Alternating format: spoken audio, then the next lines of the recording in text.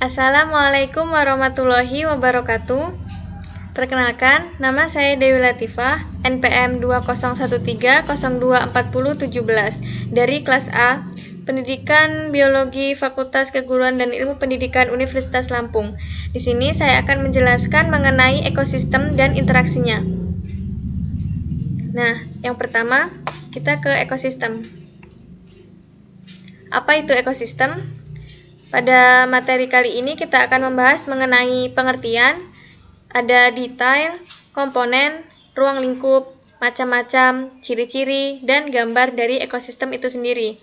Baik, kita mulai ya. Yang pertama yaitu pengertian. Pengertian ekosistem.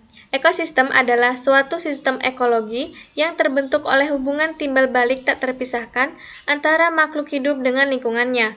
Ekosistem bisa dikatakan sebagai suatu tatanan kesatuan secara utuh dan menyeluruh antara segenap unsur lingkungan yang saling mempengaruhi.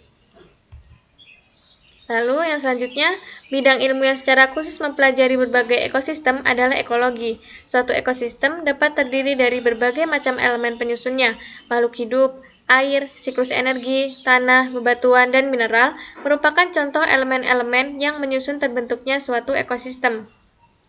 Hubungan antar elemen-elemen ini tidak hanya terjadi antara makhluk hidup dengan lingkungan fisiknya, tetapi juga antar spesies yang menghuni ekosistem tersebut.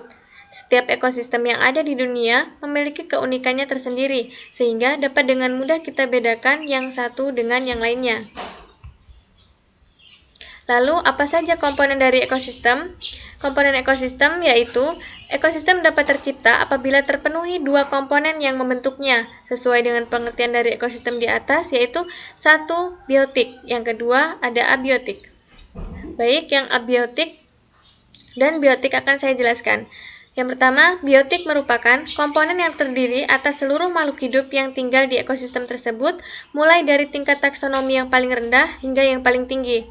Lalu yang kedua ada abiotik, yaitu semua benda fisik, kimia, nutrisi yang ada di tempat tersebut dalam satu waktu dan menjadi relung serta penyangga kehidupan bagi komponen biotik. Tanpa komponen abiotik, komponen biotik tidak akan ada. Yang selanjutnya yaitu ruang lingkup ekosistem. Ruang lingkup ekosistem dibagi menjadi beberapa tempat, yaitu biosfer, bioma, ekosistem, komunitas, populasi, dan individu. Biosfer yaitu keseluruhan ekosistem yang bekerja di planet bumi, di mana setiap elemen saling mempengaruhi. Sedangkan bioma yaitu skala besar dari suatu ekosistem yang memiliki kesamaan iklim dan kemiripan flora dan fauna yang hidup di dalamnya. Terdapat banyak ekosistem yang menyusun suatu bioma. Lalu, ekosistem sendiri yaitu sistem interaksi antara makhluk hidup dan lingkungannya pada batas wilayah tertentu. Lalu ada komunitas. Komunitas yaitu kumpulan dari berbagai spesies makhluk hidup yang menghuni suatu ekosistem. Kemudian, populasi yaitu kumpulan makhluk hidup sejenis yang ada di ekosistem. Yang terakhir yaitu individu. Individu yaitu satu unit makhluk hidup yang dapat menjadi bagian dari suatu populasi. Yang selanjutnya yaitu macam-macam ekosistem. Yang pertama berdasarkan proses terbentuknya dan yang kedua berdasarkan jenis habitatnya. Berdasarkan proses terbentuknya terdiri dari dua macam, yaitu ekosistem alami yang terdiri dari danau, rawa, laut, sungai, hutan alami, dan padang rumput. Lalu yang ekosistem buatan yaitu sawah, kolam, kebun, akuarium, dan lain-lain. Selanjutnya yaitu berdasarkan jenis habitat. Ada ekosistem darat, ekosistem air, ekosistem pantai, dan ekosistem air payau. Apa itu dari ciri-ciri ekosistem? Secara garis besar, ekosistem yang ada di muka bumi dapat dibagi menjadi 4 jenis berdasarkan ciri-cirinya yang dapat dengan mudah dibedakan, yaitu ekosistem darat, ekosistem perairan tawar, ekosistem lautan, dan ekosistem air payau. Ekosistem darat merupakan yang paling beragam jenisnya dengan ciri-ciri yang paling utama yaitu ekosistem berada di daratan, membentang dari ketinggian 0 meter di atas permukaan laut hingga ribuan meter di atas permukaan laut. Vegetasi yang hidup adalah berupa pohon-pohonan dan hewan-hewan yang memiliki alat gerak berupa kaki. Hal yang menjadi ciri hewan di ekosistem darat, di mana hampir seluruhnya bernafas menggunakan paru-paru untuk mengambil oksigen. Lalu ada ekosistem perairan tawar. Ciri utama ekosistem ini berada di bentang alam perairan yang rasanya tawar dan terletak di tengah daratan seperti sungai dan danau. Ekosistem ini dihuni oleh ikan, amfibi, dan juga reptil air. Vegetasi yang tumbuh di sini dapat berupa alga, tumbuhan batang berongga, dan tumbuhan yang akarnya mengambang, contohnya lotus. Yang ketiga yaitu ekosistem air payau atau muara, merupakan batas pemisah antara aliran air tawar dan air asin di laut. Ciri khas ekosistem air payau adalah tumbuhnya pohon-pohon mangrove atau bakau. Hewan yang hidup di ekosistem ini merupakan burung, ikan kecil, dan udang. Hal yang dapat menentukan dari ekosistem ini adalah ketika kita mencoba airnya berasa payau atau perpaduan antara agak asin. Yang terakhir ada ekosistem laut.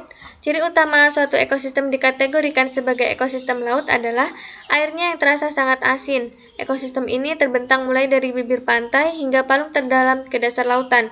Ciri hewan yang hidup di ekosistem ini adalah kebanyakan memiliki insang dan memiliki alat gerak untuk berenang.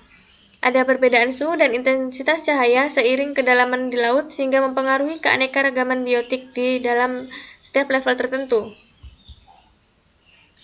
Nah, berikut ini merupakan gambar-gambar dari ekosistem yang sudah saya sebutkan sebelumnya. Yang pertama ada gambar dari ekosistem darat.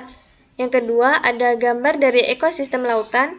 Dan yang gambar ketiga merupakan gambar dari sistem perairan tawar. Setelah dari ekosistem, kita akan membahas mengenai interaksi. Interaksi antar makhluk hidup, mulai dari predasi, mutualisme, komensalisme, parasitisme, dan rantai-rantai makanan yang terbentuk mengenai susunan tropik yang terdiri dari produsen, konsumen 1, konsumen 2, konsumen puncak, dan dekomposer. Lalu, apa itu interaksi antar spesies? Bagaimana prosesnya dan apa saja yang terjadi di dalamnya?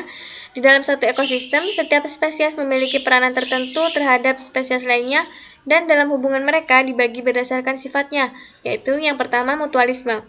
Interaksi di mana antar spesies saling diuntungkan dari hubungan mereka. Yang kedua, parasitisme. Adanya satu pihak yang dirugikan karena dijadikan sebagai inang tempat hidup parasit dan diambil sumber dayanya. Parasit memiliki ukuran tubuh yang jauh lebih kecil dibandingkan inangnya. Lalu yang ketiga ada komensalisme, yaitu interaksi antar spesies di mana satu pihak diuntungkan tetapi pihak lainnya tidak dirugikan dan tidak diuntungkan. Yang terakhir ada predasi, yaitu keadaan di mana spesies yang lebih besar dan lebih kuat memangsa spesies lain yang lebih kecil atau lebih lemah. Kita lanjut ke topik yang selanjutnya, yaitu mengenai jaring-jaring makanan. Dalam suatu ekosistem, terdapat suatu jaring-jaring makanan di mana kaitan antar spesies bukan hanya terjadi hubungan timbal balik antar spesies, tetapi sudah menjadi suatu sistem yang di mana saling terkait satu dengan yang lainnya. Jaring-jaring makanan ini tersusun atas gabungan rantai makanan. Rantai makanan tersebut adalah suatu proses atau suatu arah di mana terjadinya peristiwa dimakannya spesies oleh spesies lain dalam rangka untuk berlangsung hidup. Apabila salah satu spesies di dalam jaring-jaring makanan tidak ada, maka akan menimbulkan ketidakseimbangan populasi spesies lainnya atau bahkan menyebabkan kepunahan. Jaring-jaring makanan sebenarnya adalah suatu peristiwa makan-memakan antar spesies dalam rangka mendapatkan energi. Adapun peran yang dimiliki oleh suatu spesies di dalam ekosistem adalah sebagai berikut.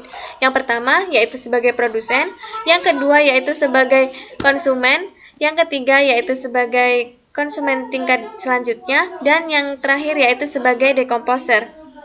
Nah, gambar di samping ini merupakan contoh dari jaring-jaring makanan. Lalu untuk penjelasan lebih lanjutnya yaitu produsen yaitu spesies yang mampu menangkap energi dari matahari dengan melakukan fotosintesis untuk menghasilkan makanannya sendiri. Pada suatu jaring makanan, peran sebagai produsen dimiliki oleh rumput, pohon, atau fitoplankton pada ekosistem perairan. Lalu yang kedua ada konsumen tingkat 1. Konsumen tingkat 1 adalah hewan yang memakan tumbuh-tumbuhan untuk mendapatkan energi. Contohnya yaitu hewan herbivora. Yang kedua yaitu konsumen tingkat 2. Konsumen tingkat 2 merupakan hewan karnivora yang memakan konsumen 1 pada jaring-jaring makanan. Yang terakhir ada decomposer. Tugasnya adalah mengurai sisa-sisa tubuh makhluk hidup yang telah mati untuk diubah menjadi senyawa organik yang lebih sederhana. Hasil akhir dari dekomposi ini dapat menjadi sumber unsur hara dan nutrisi untuk pertumbuhan spesies yang bertindak sebagai produsen di dalam jaring-jaring makanan. Jenis-jenis dekomposer adalah cacing pengurai dan berbagai jenis mikroorganisme yang mampu mencerna sisa-sisa tubuh dari semua makhluk hidup yang telah mati. Nah, berikut ini gambar di sebelah kiri menunjukkan tingkatan tropik.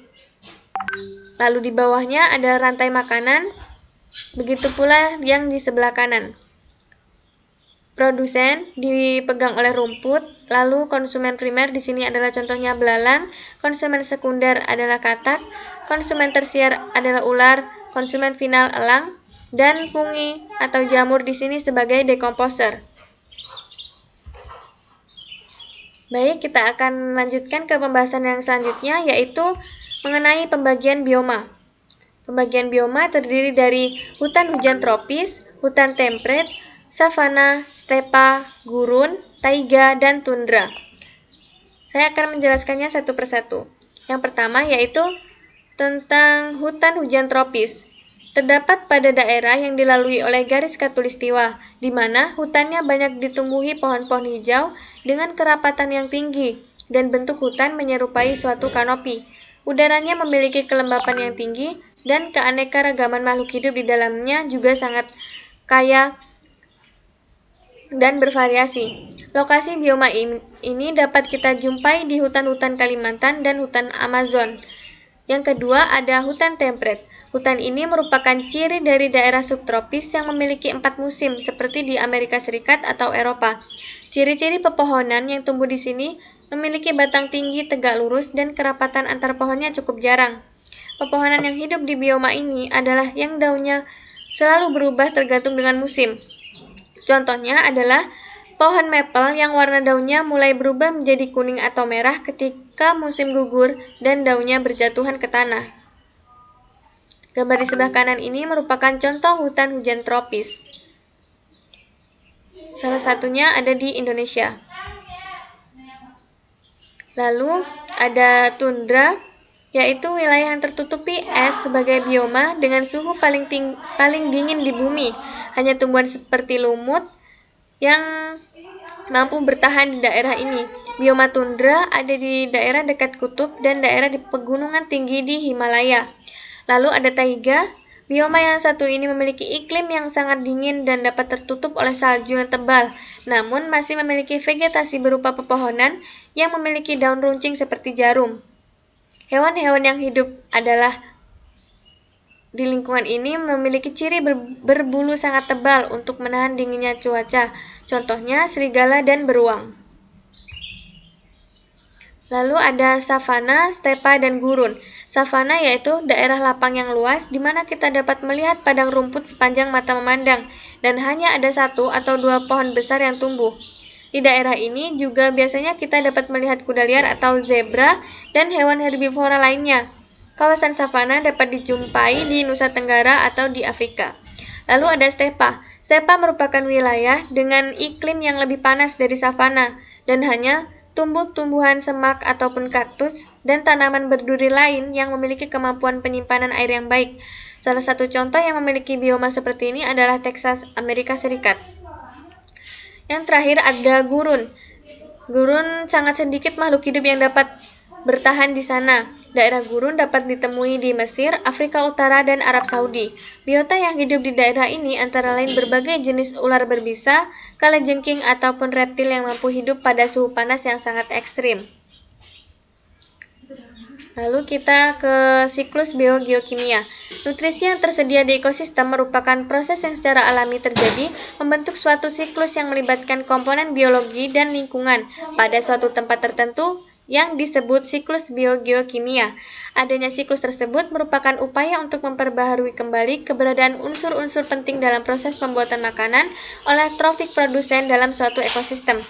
Siklus tersebut merupakan proses berubah bentuk dan berubah senyawa-senyawa seperti berikut. Yang pertama ada oksigen, yang kedua ada air, yang ketiga ada karbon, dan yang terakhir ada nitrogen. Nah, berikut ini merupakan gambar-gambar dari yang sudah kita bahas sebelumnya. Ada hutan hujan tropis, ada stepa, gurun, dan taiga. Lalu ada siklus air di sini. Nah, berakhir pula penjelasan saya mengenai ekosistem dan interaksi antar spesies. Kurang dan lebihnya saya mohon maaf, saya akhiri. Wassalamualaikum warahmatullahi wabarakatuh.